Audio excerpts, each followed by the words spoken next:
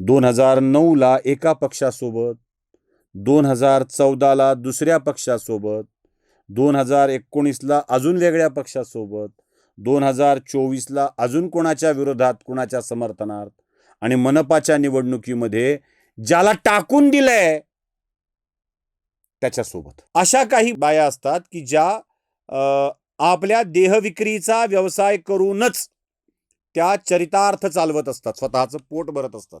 वेश्यावृत्तीपेक्षा दलाली, भडवेगिरी हा प्रकार खूप भयंकर असतो.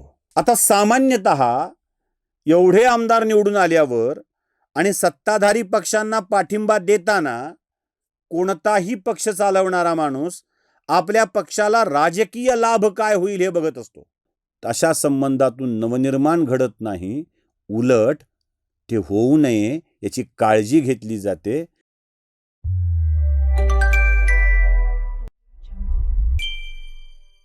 नमस्कार. महाराष्ट्र राज्यामध्ये बहुपत्नीत्वाचा विरोधी कायदा आला, म्हणजे बायको एकच असावी असं सांगितलं गेलं. पहिल्या बायकोच्या परवानगीशिवाय अथवा अपवादात्मक परिस्थितीत दुसरं लग्न झालं असेल तर त्या लग्नाला वैध मानलं गेलं. बाकी जर कोणी लग्न करत असेल तर त्याच्यावर कार्यवाही सुद्धा होते, आणि नाही झाली तर त्या लग्नाला वैध समजलं जात नाही. हे साधं सरळ धोरण. मग लग्न न करता बाहेरख्यालीपणा करणारे सुद्धा आपल्याकडे वाढू लागले. म्हणजे इकडे जा तिकडे जा, काही जणांचा तमाशातल्या बायांमुळे मृत्यू झाला, आत्महत्या करावी लागली, काही जण डान्स बारच्या पायात बुडाले. तसं न करता बाकीच्या कुठे काही ठेवून बऱ्याच जणांनी आपल्या आयुष्याचा घात करून घेतला. काही जणांनी कायदा असूनही अनेक बायका करून घेतल्या आणि त्यांचं आयुष्य चालू आहे. म्हणजे एक नक्की आहे की एका माणसानी 2-3 बायका करणं हे आपल्याकडं आता मान्यता प्राप्त झालेलं आहे. कायदेशीर म्हणत नाही मी, मान्यता प्राप्त. त्याला 2 बायका आहेत, त्याला 3 बायका आहेत असं लोक म्हणतात. इतिहासातली अनेक उदाहरणं आहेत बहुपत्नी असल्याची. त्यामुळं एखाद्या माणसाने स्वतःसाठी म्हणून 2-3 बायकांशी संसार करणे हा प्रकार गैर असला तरीही, अनैतिक असला तरीही, म्हणजे शब्द आपण जराशे नीट वापरूया, गैर अनैतिक असला तरीही किमान पक्षी त्या बायकांच्या चारित्र्यावर शंका उपस्थित होत नाही. म्हणजे माणूस फालतूच आहे, त्याला काय बायकांचा नाद आहे असं म्हणतात लोक, पण त्या बायका चरित्रवान असतात, त्या एकाशीच निष्ठावान असतात. क्लिअर? त्या एकाशीच निष्ठावान असतात म्हणून त्या चरित्रवान असतात. आता पुढे अशा काही बाया असतात की ज्या आपल्या देहविक्रीचा व्यवसाय करूनच त्या चरितार्थ चालवत असतात, स्वतःचं पोट भरत असतात. स्वतःला विकून मान्य असलेल्या, मान्य नसलेल्या, सहन करू न शकणाऱ्या, दारुड्या, बिडीचा वास येणाऱ्या, घाणेरड्या अशा लोकांचं साहचर्य स्वीकारत त्या पैशा करता त्या आपला देह त्याच्या हवाली, लांडग्यांच्या हवाली करत असतात. तर त्या वेश्या या कॅटेगरीत जातात. त्यांना लोक चरित्रवान म्हणत नाहीत, पण त्यांची निष्ठा, त्यांचं सगळंच हे एका पैशाशी जोडलेलं असतं, पोट भरण्याशी जोडलेलं असतं. मला त्यांच्यावरही आक्षेप व्यक्त करायचा नाही. पण अजून एक जमात असते जी अशा बायकांना पदरी बाळगते, ग्राहक बायकांच्या पर्यंत घेऊन येते किंवा बायकांना ग्राहकांच्या पर्यंत नेते, आणि त्यात ते कमवतात. याला दलाल वा असं म्हणतात. बरोबर आहे?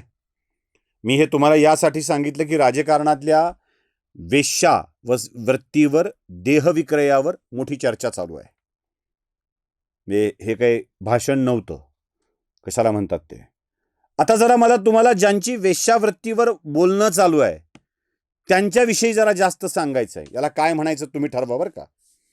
2006 साली एका पक्षाची स्थापना होते. म्हणजे वाया नाही गेलेला, तो अमक्यासोबत आलाय, तुम्ही नीट वागला नाहीत तर मैदानात लावलेले बांबू कशाला आहेत, वगैरे वगैरे असली वाक्य उच्चारली गेली होती. आई म्हणेल वाया नाही गेलेला, हे असली वाक्य होती. 2006 साली या पक्षाची स्थापना होते.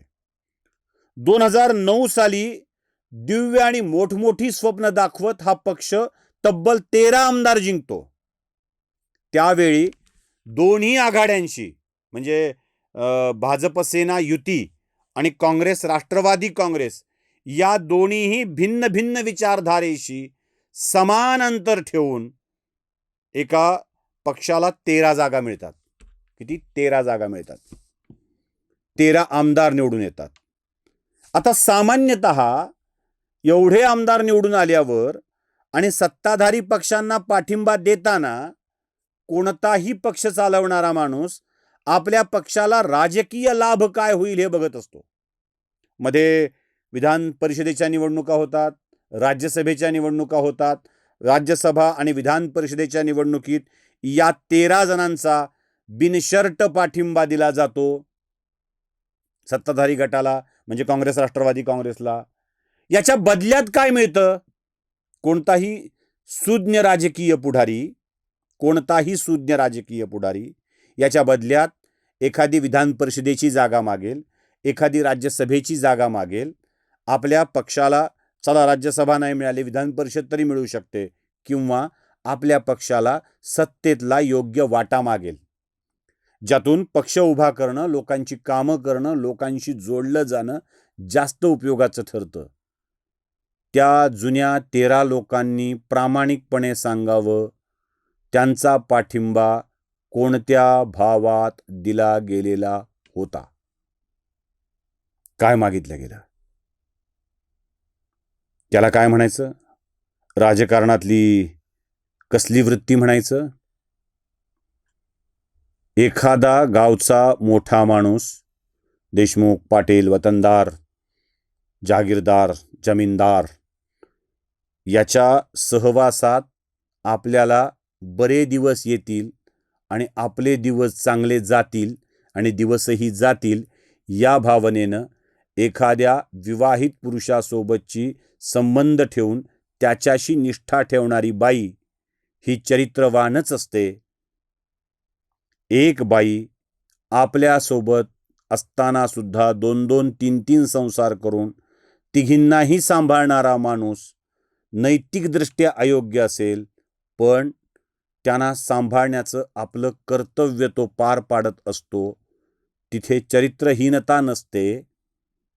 आणि मग आपल्या ताब्यातील लोक दुसऱ्याच्याकडं पाठवून देऊन त्याच्या बदल्यात आपण काय घेतलं याचा विचार करणारी माणसं कोणत्या कॅटेगरीतली समजावी? पुण्यामध्ये जेव्हा महानगरपालिकेच्या निवडणुका चालू होत्या तेव्हा सुरेश कलमाडींना पाठिंबा देणारा पक्ष हा कोणत्या वृत्तीचा म्हणायला हवा? 2009ला एका पक्षासोबत, 2014ला दुसऱ्या पक्षासोबत, 2019ला अजून वेगळ्या पक्षासोबत, 2024ला अजून कोणाच्या विरोधात, कोणाच्या समर्थनार्थ, आणि मनपाच्या निवडणुकीमध्ये ज्याला टाकून दिलंय त्याच्यासोबत. उठ-सूट बिनशर्ट याच्या घरातून त्याच्या घरात घुसणारे बिनशर्ट कुठल्या चारित्र्याच्या गप्पा मारतायत?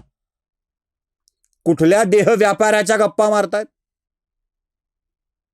दर वेळेला, दर निवडणुकीत कधी कुणाला बिनशर्ट पाठिंबा, कधी कुणाला बिनचड्डी पाठिंबा, कधी कुणाच्या सोबत तर कधी कुणाच्या सोबत, असं वावरणाऱ्या माणसांनी राजकारणात पक्षांतर करणाऱ्या माणसांच्या बाबत या स्वरूपात भाष्य करावं हे त्यांना तरी शोभतं का?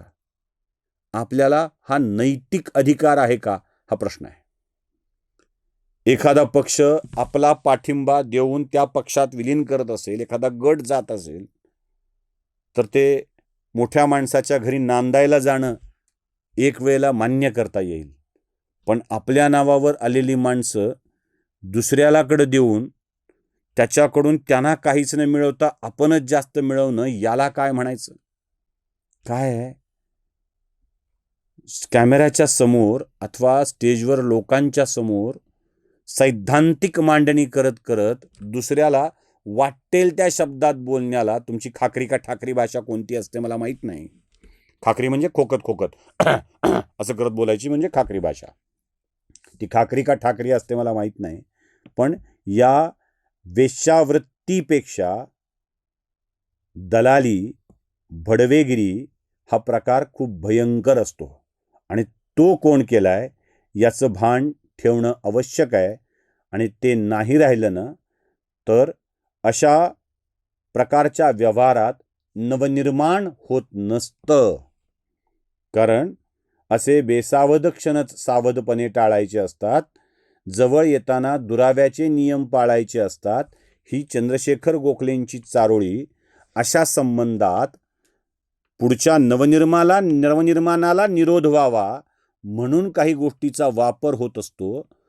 अशा संबंधातून नवनिर्माण घडत नाही, उलट ते होऊ नये याची काळजी घेतली जाते. कारण हे संबंध मध्यस्थांनी, दलालांनी घडवलेले असतात, ते मनातून झालेले नसतात. नमस्कार.